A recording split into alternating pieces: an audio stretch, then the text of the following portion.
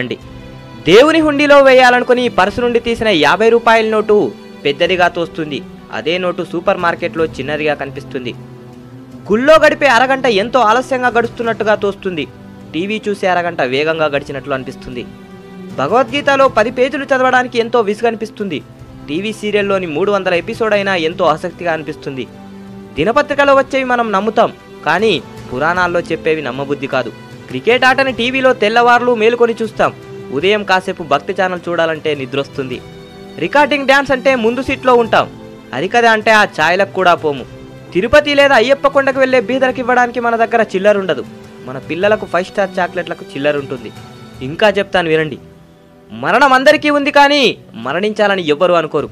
ఈ రోజుల్లో అయితే పరిస్థితి ఇంకా విషమంగా ఉంది. భోజనం అందరికీ కావాలి, ఎవరూ వ్యవసాయం చేయరు. నీరందరికీ కావాలి, నీటి వనరులు రక్షించడానికి ఎవరూ ప్రయత్నం చేయరు. పాలు అందరికీ కావాలి, కానీ ఆవును పాలించాలని ఎవరూ అనుకోరు.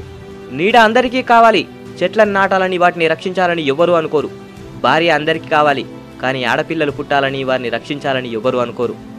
ఎందుకు ఇదంతా? పుట్టేటప్పుడు ఏదో సాధించాలని పిడికిలు బిగించి మరీ ప్రాణం పోసుకుంటాం. పోయేటప్పుడు సాధించింది ఏమీ కూడా తీసుకుపోలేదని అరచేతిని ఆకాశానికి చూపించి ప్రాణాలు వదిలేస్తాం. జీవితంలో ఏది శాశ్వతం కాదు. ఎంత పెద్ద బంగ్లాలో ఉన్నా, ఎంత పెద్ద కారులో తిరిగినా, ఎన్ని పరుపులు ఎక్కినా ఇదే చివరి మెత్తటి పరుపు. బ్రతికున్న నాళ్ళు అందరినీ కలుపుకొని బ్రతుకు, అందరితో కలిసి నడువు, అందరినీ మెప్పిస్తూ బ్రతుకు.